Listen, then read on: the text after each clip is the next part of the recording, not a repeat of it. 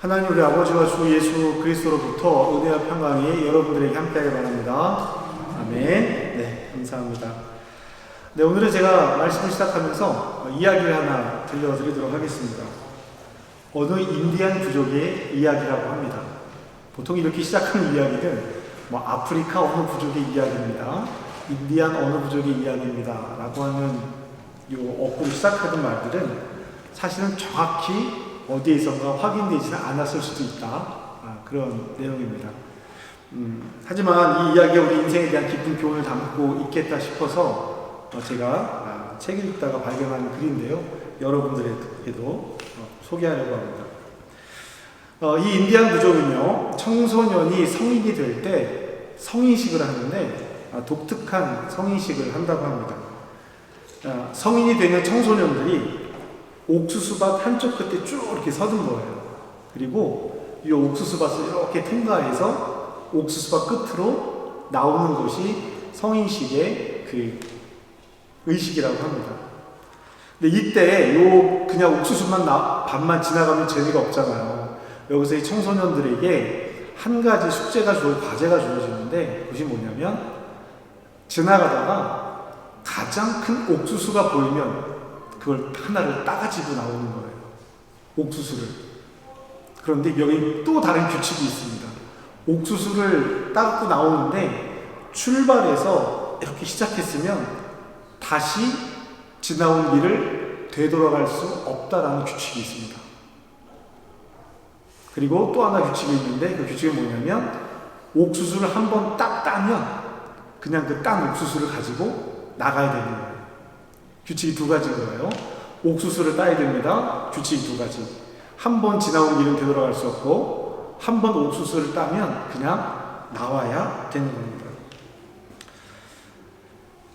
옥수수밭을 지나가다가 옥수수를 하나 땄어요. 이거 커 보이는데? 하고 하나 땄어요. 그럼 어떻게 해야 돼요? 들고 나가야 된다 했잖아요. 들고 나가는데 앞에 큰 옥수수가 보여요. 그럼 어떻게 해야 돼요? 어쩔 수 없어요. 그냥 가야 돼요.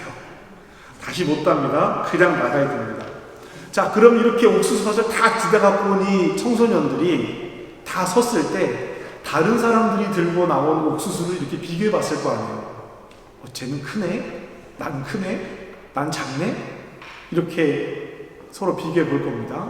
그 중에 제일 큰 옥수수를 따가지고 나온 청소년이 있다고 하더라도 내가 이 아이들 중에서 제일 큰 옥수수를 따갖고 왔네 하고 만족할까요? 만족하지 않을까요?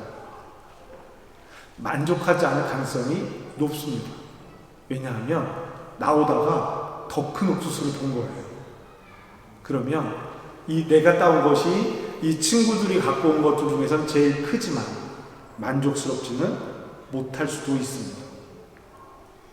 이 옥수수밭의 경험은 청소년에서 성인으로 넘어가는 이들에게 인생에 대해서 알려주는 것이라고 합니다. 인생은 한 번 결정한 것은 다시 돌아가서 결정할 수 없다라는 것입니다. 결정하는 순간 그동안의 경험이나 지식, 지혜를 다 총동원해서 그래, 이것이면 될 거야 라고 결정을 내렸습니다. 그러면 어쩔 수 없다는 거예요. 그것으로 해서 얻은 삶은 어쩔 수 없습니다. 다시 바꿀 수 없어요. 그것이 나의 삶이기 때문입니다. 매 순간의 선택이 삶을 만들어 왔어요. 우리가 지금 살아가고 있는 이 삶의 순간들은 과거 어느 순간 선택했던 삶의 한순간의 결정입니다. 많은 경우 우리는 그때 그렇게 했더라면, 저때 그렇게 했더라면 이렇게 하면서 스스로가 내린 선택을 후회하는 경우가 있습니다. 여러분 어떠세요? 그때 내가 이렇게 했으면 하는 선택의 순간들이 있으시죠? 저도 있더라고요. 설교를 준비하면서 이렇게 돌아보니까 그래, 그때 그 순간 때문에 지금 그때 참 잘했다 이런 것도 있고요. 그때 그 선택을 다르게 했었으면 어땠을까 라고 하는 후회의 순간도 있습니다. 다른 사람들의 결과물을 보면 또 후회가 되기도 합니다. 그런데 여러분, 이런 태도를 갖게 되면요, 앞으로 어떠한 도전도 할 수 없어요. 어떠한 선택도 할 수 없습니다. 이렇게 말씀드리면 우리 노년에 이르신 분들은 우리가 또 무슨 선택을 한다고 합니까? 곧 하나님께서 부르시면 아멘하고 갈 텐데, 여러분들이 지금 선택하는 것이 하나님 앞에 하나님께서 부르셨을 때 아멘하고 갈 수 있는지, 아쉬워서 또 움켜쥐고 있는지, 그것을 선택하는 순간일 수도 있습니다. 지금이 한 선택이 맞는 선택일까? 옳은 일일까? 앞으로 후회하지 말아야지 하면서 어떤 결정들을 하냐면 지금 선택해야 하는 일들을 잘 선택하지 못하는 경우가 생겨요. 나이를 먹으면 먹을수록 선택하는 데 신중해집니다. 어린아이들이나 청소년들은요, 선택이 조금 빨리기도 해요. 그런데 조금 좀 시간이 지나면 그 선택의 순간들이 더 조심스럽습니다. 그래서 지금 시작하는 힘을 잃어버리게 되는 거예요. 우리는 가장 큰 옥수수를 따지 못할 가능성이 큽니다. 여러분, 그러면 이 옥수수밭을 지나온 사람들 중에 제일 많이 후회하는 사람은 어떤 사람일까요? 어떤 사람이 제일 많이 후회할까요? 응? 관상 뭐예요? 작은 것 딴 사람이요.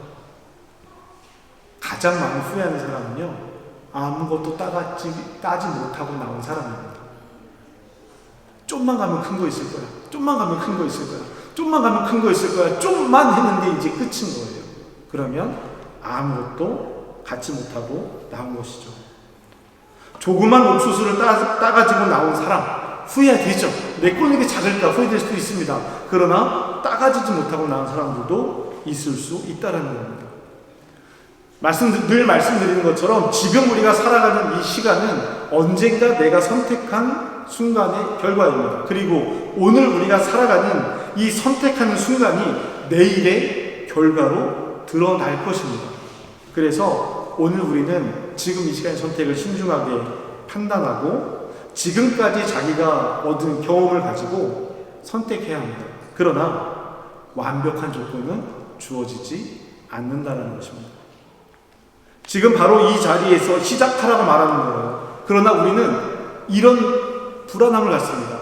최소한 이 정도 조건은 갖추어져야만 시작할 수 있지 않을까? 최소한 이 정도 조건이 있어야 시작할 수 있지 않을까라고 머뭇거립니다. 시작해야 하는 것도 알고 있고 시작하고 싶은 마음도 있지만 결과에 대한 두려움 때문에 쉽게 발을 내딛지 못하는 것입니다. 신앙생활도 그래요. 더 나은 신앙생활을 기대합니다. 그러나 그 시간이 지금은 아니에요. 조금 뒤에 취직이 되면, 학교에 들어가면, 아이를 키워놓고 나면, 생활이 더 안정되고 나면 등등 내가 세워놓은 기준들을 가지고 그때가 다다르고 나면 그 이후에 더 열심히 할 거야. 이런 생각들을 합니다. 그러나 그렇게 충분한 시간은 오든가요? 오지 않든가요? 어떠셨어요? 그런 시간 잘 오지 않습니다. 혹은 여러분이 지금 다시 선택할 수 있다면 그 결과가 달라질까요? 제 친구 목사들하고 모여서 이제 만나거나 하면 이야기를 합니다. 야, 왜?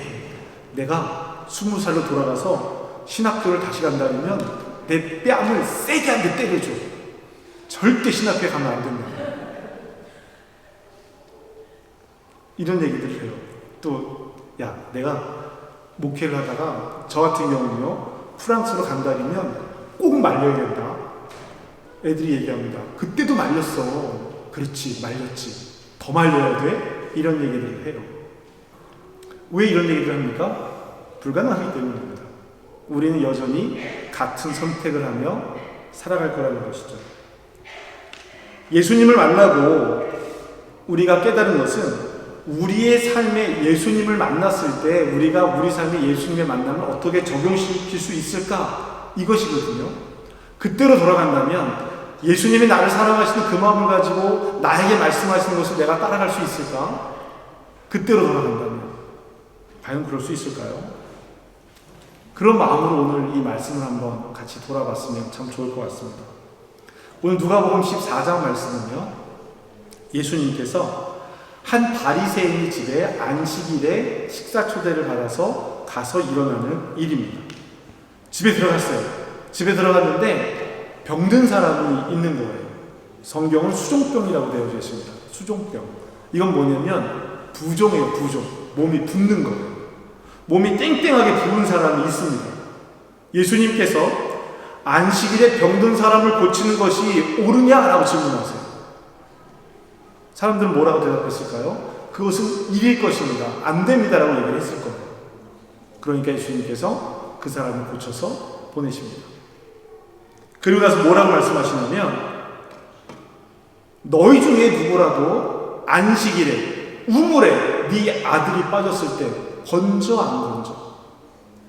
안식일에 우물에 양이 빠졌어. 건져 안 건져? 이렇게 말씀하세요. 여러분, 이것은 사람들의 이중성을 지적하는 것입니다. 우리는요, 많은 경우 우리는 내가 한 일에는 합당한 이유가 있습니다. 어쩔 수 없었어. 그때는 내가 그런 선택을 할 수밖에 없었어. 라고 이유를 갖다 대요. 그런데 다른 사람이 하는 일에는요, 핑계 대지 말라고 합니다. 야, 그건 핑계야. 왜 내가 하는 거는 이유와 변명이 되고 다른 사람이 하는 것은 핑계가 될까요? 예수님이 그 사람들의 이중성에 대해서 지적하십니다. 그러면 왜 이 이중성에 대한 이야기를 지적하실까 하는 거예요. 왜 지적하시는가? 그리고 나서 이 본문이 이어지게 됩니다. 오늘 우리의 본문을 보면 예수님이 이 식사 자리에서 나누시는 이야기예요. 동서복음을 막론하고 이전이나 지금이나, 요즘은 좀 덜한 것 같기는 해요. 식사 자리에 초대를 받아가면 앉아있는 자리가 정해져 있어요.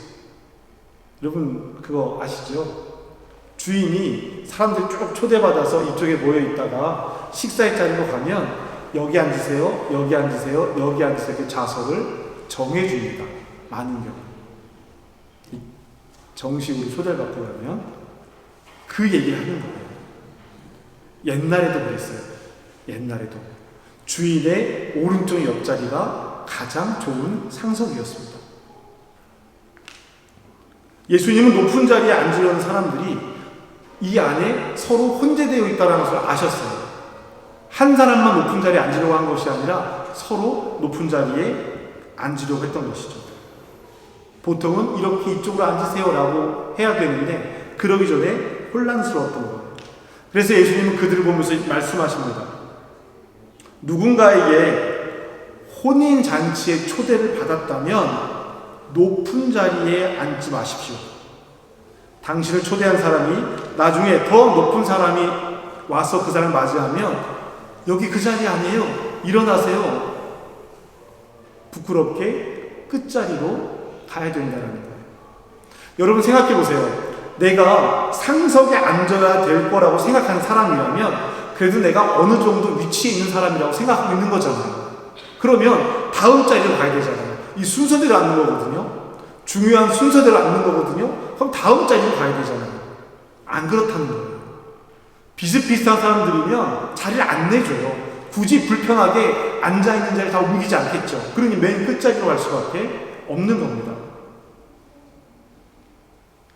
그래서 예수님은 사람들에게 이렇게 말씀하십니다. 함께 읽겠습니다. 시작.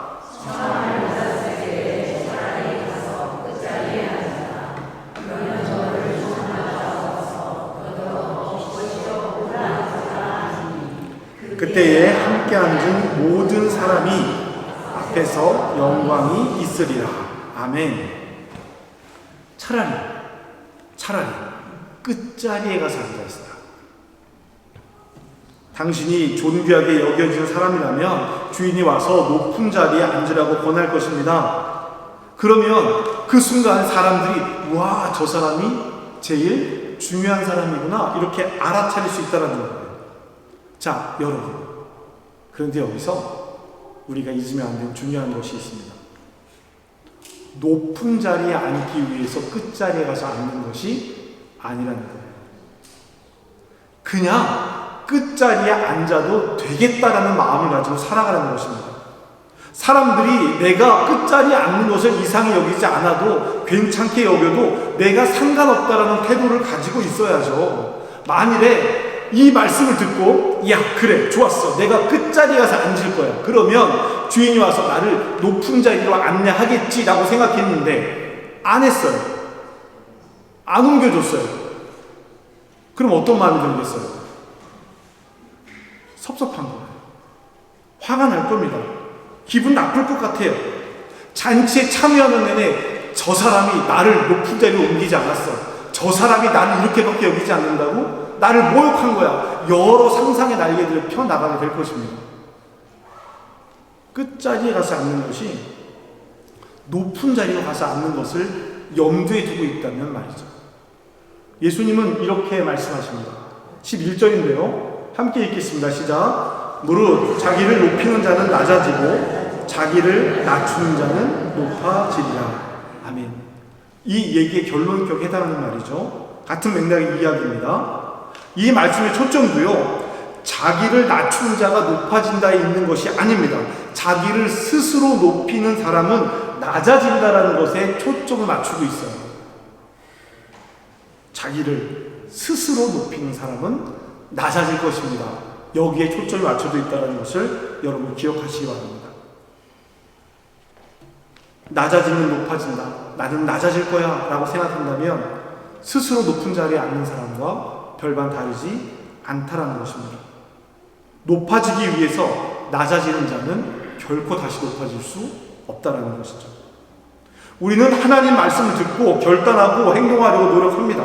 하나님의 사람으로 살아가기 위해서 또 하나님의 자녀가 되는 삶을 기대하면서 하나님 말씀을 따라 살아가려고 노력합니다. 그러나 대가가 필요한 섬김은 섬김이 될 수 없다는 거예요. 예수님은 자기를 초대한 바리새인들에게 또 이어서 이렇게 말씀하시거든요. 점심이나 저녁에 친척이나 친구나 부유한 이웃이나 형제를 초대해서 식사를 함께 나누지 말라라고 이야기합니다. 왜 그렇게 말씀하셨을까요? 그렇게 하면 똑같은 이유로 그들이 너를 초대할 거야. 이 얘기는 뭐예요? 초대하지 않으면 섭섭해진다는 얘기예요. 내가 이 사람은 너희들에게 이렇게 대접해 줬는데 너희들은 나를 왜 부르지 않아? 라고 섭섭해진다는 이야기예요. 그래서 어떻게 하라고 말씀하십니까? 어떻게 하라고 말씀하세요? 이렇게 말씀하십니다. 함께 읽겠습니다. 시작. 잔치를 베풀거든 차라리 몸 불편한 자들과 저는 자들과 맹인들을 청하라. 왜 이렇게 말씀하셨어요? 14절입니다. 시작. 그리하면 그들이 갚을 것이 없으므로 내게 복이 되느니 이는 의인들이 부활 시에 내가 갚음을 받겠습니다 하시더라. 아멘. 사람에게 무엇인가를 베풀려거든 다시 돌려받거나 그것을 통해서 어떤 이익을 받으려고 하지 말라는 것입니다. 우리는 이걸 뭐라고 얘기해요? 본전 생각. 내가 이렇게 했는데 너는 나한테 왜 본전 생각을 하는 거야? 내가 밥 한 번 샀으면 너도 밥 한 번 사야지. 본전 생각나는 거야. 이것이 세상의 이치인 것은 맞습니다. 가는 것이 있으면 오는 것이 있어야 합니다. 라는 것이 세상의 이치에는 맞는 이야기예요. 그런데 하나님 나라의 질서에서는 그러지 말라는 이야기를 하는 겁니다. 그냥 가는 것으로 끝나야 되는 거예요. 그냥 가는 것으로. 이런 세상을 살아가기 위해서는 담대한 용기가 필요합니다. 처음에 이 본문을 읽으면서 이 용기란 단어가 머리에 떠올랐어요. 끝자리로 갈 수 있는 용기. 그래서 말씀의 제목도 처음에는요, 끝자리로 가는 용기, 끝자리의 용기, 뭐 이렇게 말씀의 제목을 정해놓고 성경을 계속 읽어가면서 본문 연구를 하고 있었습니다. 가난한 자들과 불편한 사람들에게 대가 없이 베풀 수 있는 용기. 이런 용기들이 필요한 것은 아닐까? 이 관점을 가지고 이 성경을 계속 읽어나갔어요. 그런데 말씀을 묵상하면서 만일에 이 일이 용기가 필요한 일이라면, 끝자리로 가고 대가 없이 베푸는 것이 용기가 필요한 일이라면, 이 일은 예수님의 뜻을 온전하게 따르는 것이 아니겠다, 아닐 수도 있겠다라는 생각에 다다랐습니다. 끝자리로 가도 상관없고 대가를 바라지 않아도 상관없는 일이어야 한다는 거예요. 내가 하면서 사람들이 알아봐 주지 않아도 그냥 하는 일이 되어야 한다는 것입니다. 그러다가 누군가가 높은 자리로 가시죠 라고 말해도 상관없고 말하지 않아도 상관없는 그런 일이 되어야 한다는 결론에 다다랐습니다. 높아지려고 낮아진다면 그것은 낮아지는 것이 아니죠. 우리가 예수님을 따르며 살아가는 삶은 옥수수밭에서 가장 큰 옥수수를 따는 삶과 비슷한 삶이 될 것입니다. 나중에 뒤로 미루는 것이 아니라 지금 눈앞에 있는 가장 큰 옥수수를 따는 것처럼 지금 할 수 있는 일을 내가 해나가기 시작하는 것이죠. 그러면서도 이런 마음이 떠나지 않았습니다. 예수님께서 하시는 말씀을 듣고 일어나서 끝자리로 갈 수 있는 용기가 나한테 있을까? 내 태도를 바꿀 수 있는 용기가 있을까? 여러분 어떠십니까? 예수님 말씀을 듣고 지금 끝자리로 갈 수 있는 용기가 있으십니까? 높은 자리로 가기 위해서 끝자리로 가는 것이 아니라 그런 이유가 아니더라도 끝자리로 가는 것은 쉬운 일은 아닐 거예요. 더군다나 지금까지 내가 이렇게 이 의미를 가지고 살아왔는데 이것을 되돌려서 끝자리로 가겠다라고 하는 것은 알고 있으면서도 어려운 일이 될 수 있습니다. 목회를 하면서 실수할 때가 있습니다. 목회라는 게 성과를 평가받고 성과에 따라서 뭐 직책이 달라지거나 진급하거나 그런 일들이 아니잖아요. 그냥 일상 속에 있는 하나의 신앙 공동체의 일입니다.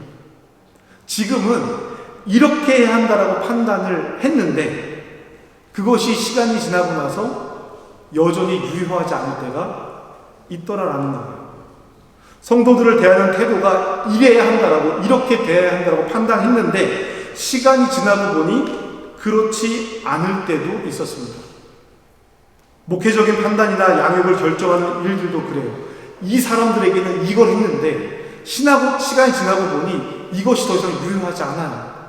다른 것을 해야 할 때가 있더라는 것입니다. 그럴 때 다시 끝자리로 옮기는 것처럼 깨달았을 때, 내가 이것이 좀 잘못됐구나 라고 깨달았을 때 그 일을 수정하고 변경하는 일들이 쉽지가 않더라는 것이죠. 여러분, 성령이 우리에게 가르치고 있는 겸손과 섬김과 나눔은 부메랑이 아닙니다. 목적이 있는 일은 그 일이 이루어지지 않았을 때 낙심하고 상실감을 갖게 됩니다. 저는 그럴 때 보통 섭섭함이 오더라고요. 내가 이렇게 했는데, 내가 이렇게 했었는데 어쩌들 이래? 이런 섭섭함이 오더라고요. 섭섭한 마음이 시작이 되면 내가 이 일에 다른 마음을 가지고 있었다. 이 일 자체, 이 행동 자체에 의미가 있는 것이 아니라 이 일을 통해서 내가 다른 것을 얻고 싶어 했던 마음이 있었구나 라는 깨달음을 갖게 됩니다. 사랑하는 여러분, 끝자리로 가는 것이 용기가 필요한 일이거나 보상을 바라는 일은 아니라고 말씀을 드렸습니다. 그것은 명령이 아니라 우리가 경험한 은혜에 대한 깨달음이어야 합니다. 그러나 은혜를 깨달았을 때 즉시로 움직일 수 있는 것에는 용기가 필요하기도 합니다. 지금까지 내가 했던 행동, 지금까지 내가 했던 말을 때로는 반대되게 행동할 때도 있기 때문이죠.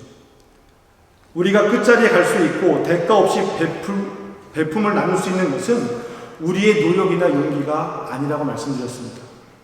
그것은 우리가 이미 예수님의 끝자리를 경험했기 때문에, 그분의 무조건적인 사랑을 받았기 때문에 우리도 그와 같이 주님의 발자취를 따라갈 수 있는 것입니다. 예수님의 십자가를 여러분 생각해 보시기 바랍니다. 예수님의 십자가요, 가장 낮고 가장 치욕스럽고 가장 고통스러운 그런 일이었습니다.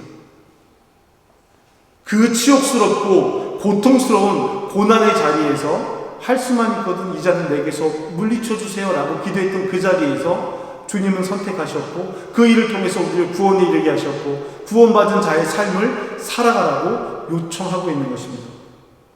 그렇기 때문에 우리는 예수님의 끝자리를 경험한 사람들로서 그 끝자리에서 섬기고 나누고 봉사하는 일들이 시작될 수 있겠다는 것이죠.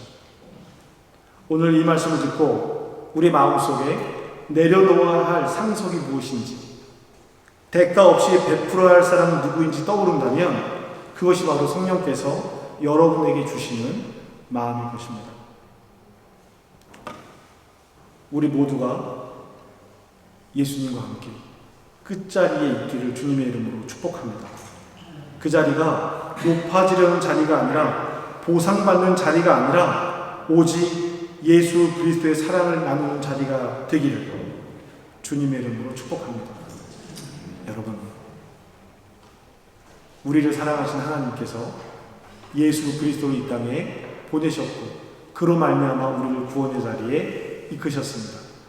이제 그 구원의 삶을 살아가기를 주님의 이름으로 축복합니다. 기도하겠습니다. 사랑과 은혜가 풍성하신 하나님, 오늘 저희에게 말씀을 통해 귀한 진리를 깨닫게 해주시니 감사합니다. 세상의 시선과 다른 사람들의 기대에 맞춰 살아가면서 더 높은 자리, 더 좋은 결과를 얻으려고 애썼던 저희의 모습을 주님 앞에 내려놓습니다. 주님, 그때 이렇게 했더라면 후회하고 더 나은 조건을 바라며 미루기만 했던 저희의 태도를 용서하여 주시옵소서. 저희의 교만을 용서해 주시고 저희의 마음속 깊은 곳에 자리 잡고 있는 본전 생각과 보상을 기대하는 마음을 정직하게 보게 해주셔서 감사합니다. 이제 우리는 십자가에서 가장 낮은 자리로 오신 예수님의 사랑을 기억하며 결단합니다. 우리의 노력이나 용기로는 결코 갈 수 없는 끝자리의 은혜를 이미 받았음을 믿습니다. 주님, 저희가 계산적인 마음을 버리고 진정한 겸손의 자리로 나아가게 하여 주시옵소서. 이제 더 이상 사람들의 인정을 구하거나 보상을 기대하지 않습니다. 저희가 받은 사랑에 감사하며 그저 조건 없이 베풀고 섬기는 삶을 살게 하여 주시옵소서. 오늘 이 말씀이 우리에게 주시는 따뜻한 격려임을 믿습니다. 저희가 주님의 사랑 안에서 끝자리에 머무는 기쁨을 알게 하여 주시옵소서. 세상의 가치와 충돌할지라도 오직 주님과 함께 그 길을 담대하게 걸어갈 수 있는 믿음을 더하여 주시옵소서. 모든 영광과 존귀를 주님께 올려드리며 살아계신 예수 그리스도 이름으로 기도합니다. 아멘.